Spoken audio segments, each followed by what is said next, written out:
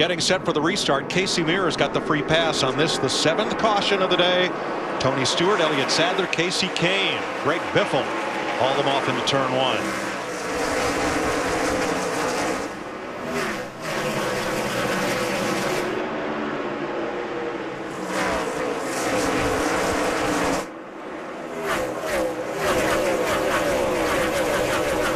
With Mears, 21 cars on the lead lap. And only 5 cars in the garage. Less than expected for this stage of the race as we close in on halfway.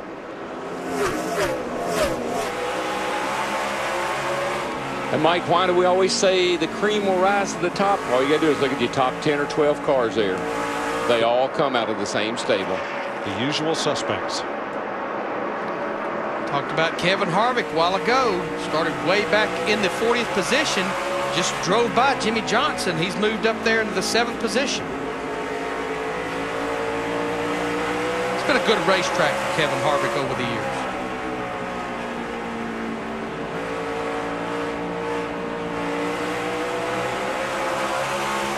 Denny Hamlin battling Jimmy Johnson. That's for 8th place. Jeff Burton behind them. We're 14 laps from halfway. NASCAR Next Cup Racing on Fox is sponsored by Allstate, official insurance sponsor of NASCAR.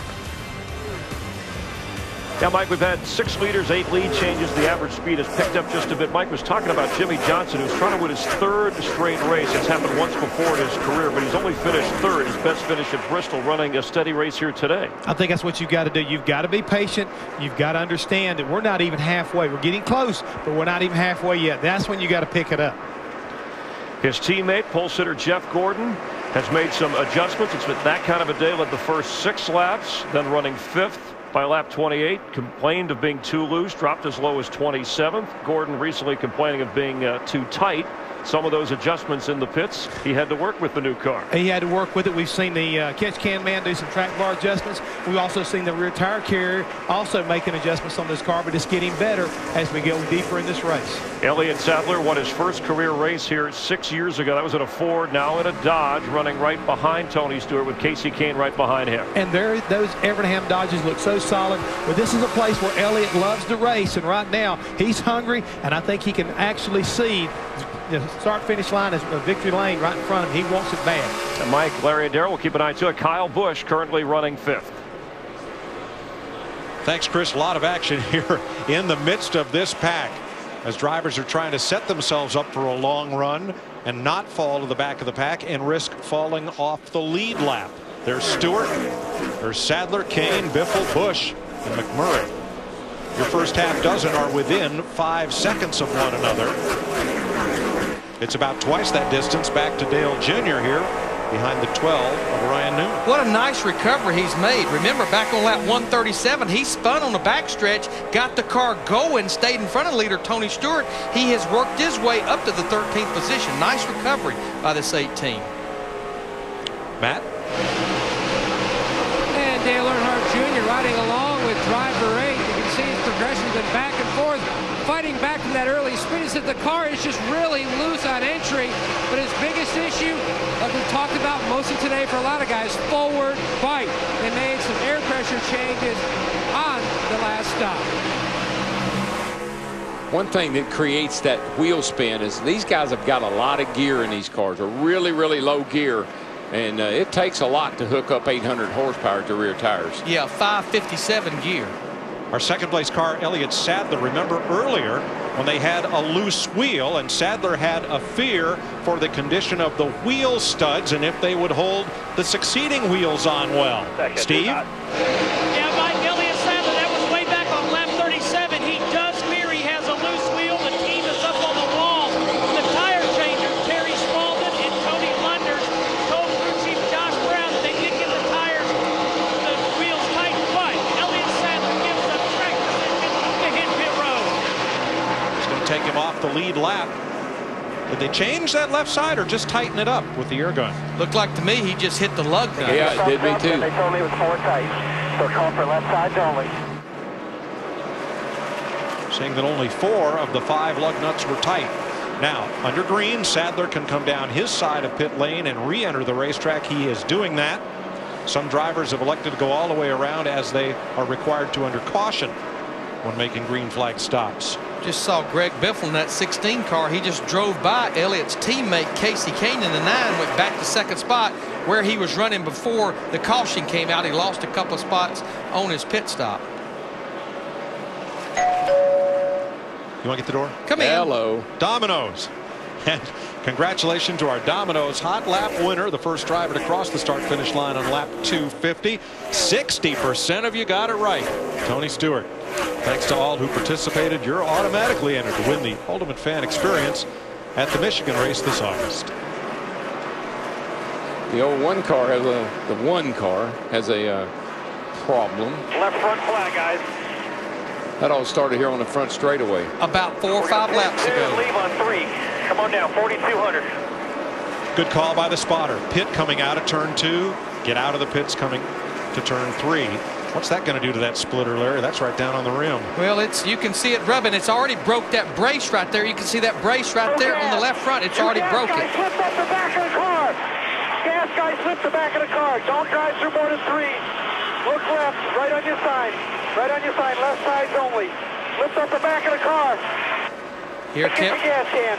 Kevin Mannion telling the gas guys we don't need much gas. The big thing is to get this car lifted up where the jack man can get his jack under. Great call by Kevin Mannion, giving his guys some direction there. While this was happening, Elliott Sadler made another pit stop. Steve? And Mike, this time they worked on the right side tire. Elliott Sadler is so disappointed in that race car. He's had a great car, but they've had to pit twice under green. Listen, when you got a problem, they came in and only changed lefts. I don't know why, but I would have changed all 4 tires and got that behind me. If you've got a vibration, you might as well go ahead and do 4 and just take your lick. It's so confusing to the driver. He thinks he knows which one it is, but he's usually wrong. Looking back at, we were looking back at Robbie Gordon's car, and a lot of bumps and scrapes on his Ford. Battle here for 5th place. Jamie McMurray and Denny Hamlin were just past halfway in Bristol on Fox. Tony Stewart's opened up 4 seconds on Greg Biffle, with Kyle Busch, Casey Kane, or Kyle Busch, and now Denny Hamlin has just taken 4th from Casey Kane. Jeff Burton's kind of backing up what I'm saying about how you drive these cars. Listen to him. He's out of the throttle forever. Plays with it a little bit off the corner, shoots down the straightaway. You got to let this car work. You got to let it roll by itself. You can't hurry it. He's got company, Darrell. Matt Kenseth is right there on him. I think Burton's one of those kind of guys. He doesn't really care. He'll let him go. He's sitting in there. Look how relaxed he is. And that's how you got to be good here and finish well. Darrell, you've been making note of team cars, and I look at Jeff Burton, who started back in 29th, his teammate Kevin Harvick in 40th, Clint Boyer in the 07 18th. All 3 of those cars in the top 10 now. Dale Earnhardt Jr. just got past Jimmy Johnson. Carl Edwards, yesterday's winner, a part of that battle as well. We played some audio earlier as we see Tony Stewart putting Casey Mears a lap down here in the 25 car. We played some audio. We were at break. Carl Edwards told his crew chief Bob Osborne, just like a big old dirt track. I'm liking what I feel here. Clint Boyer having a good run. 2 of the 3 make that all 3 Childress cars in the top 10 right now. Matt? Like I talked to Gil Martin this morning, he felt like in the past, Clint's biggest problem here, he was too passive, meaning that he was just too conservative, and then people would rough him up. Yesterday in the Busch race, he had a very solid day, but they're telling him, go a little easier on entry. Don't try to drive the car quite as hard. And Darrell, you've heard it so many times, when you go slower and a little easier, you pick up time on the stopwatch. And that's what's happening with the 07. Yeah, drivers don't understand, Matty. Slow down and go faster. And if you back off a little bit earlier and let the car do the work and don't rush it, you'll get a better lap time. Matt Kenseth continues to march toward the front, getting past Casey Kane. That's for 7th position. I think this is one of those cars that every time he hits pit road, Robbie Reiser and that group, they keep making the right adjustments on this thing, and are, swept the races here back in August. In fact, he's won the last 2 August Cup races here. How about the car right behind him, Casey Kane? Krista? Casey Kane has been fading fast. You know, on that last stop, they wanted to free it up. They think they may have over-adjusted. They went up maybe a little bit too much. He's hoping the car will come back in, tighten up like it did on that last run. But right now, he's all the way back in 8th. And something Casey said about these cars, he said, they look like a half car, half truck. That's what he told me earlier this week. He said, quote, they look weird. That's what I wrote a story about COT, car or truck. It's kind of hard to tell. They got half and half. New second place car is Kyle Busch. Now he's right now running about 4 seconds behind Stewart and a second ahead of Greg Biffle. We listened in on Kyle and his team.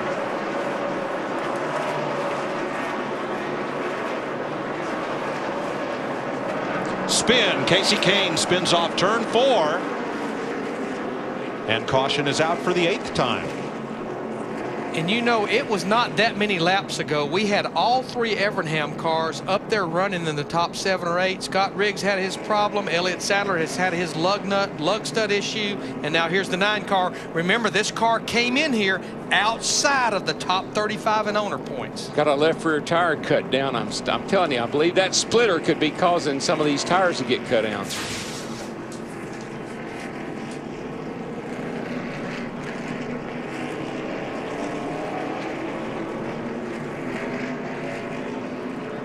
See, the left rear is flat. I don't know if I don't think Robbie had anything to do with that, but the left rear is down. I believe that splitter sticks out past the bodywork some, and I think that's causing some of these tires to get cut down. Looks like they made contact here, guys. See, there's a little bit of smoke. Yeah, it may. Remember, they don't run an interline or a safety shield in the left side tires here. If indeed when he and the 07 got together, it could have knocked the valve stem off. Goes right to the rim. Only 3 cars are out of this race. Maybe tough for Kane to rebound. If he does not move up into the top 35 in owner points today, it means he would have to qualify on time next week at Martinsville. Well, it's been about 50 or 60 laps, Matt, since the leaders were on pit road. They're all there again. And Scott Miller is going to reverse the adjustments they made on the last stop for Jeff Burton. Burton said the forward bite on exit improved, but it made the car so much tighter. That's why they're backing up on their air pressure changes. Krista? For Matt Kenseth, it's the same problem, different adjustments, still loose. Last time it was track bar, this time it's wedge. Steve. Krista, Kevin Harvick down on pit road. He said, told crew chief Todd Perrier, the car is turning good. It's really turning better. All I need is a little more forward bite. Dick. Crew chief Greg Zipadelli asked Tony Stewart how his car was. Stewart said the side bite's better, the forward bite's better. He paused and said, I like my car, but the front end of that car is well pushed in. Stewart has hit somebody, and I don't think this time it was the pace car. Now that seemed to happen very early in the race, Dick. The front end damage to Stewart's car. There's the race off pit road, and once again Casey Mears will be the beneficiary of the free pass. I'm getting more and more nervous, though, about the 20-car pit stops. I mean, yeah, they're having great stops. They're winning the battle off pit road. But what's happening?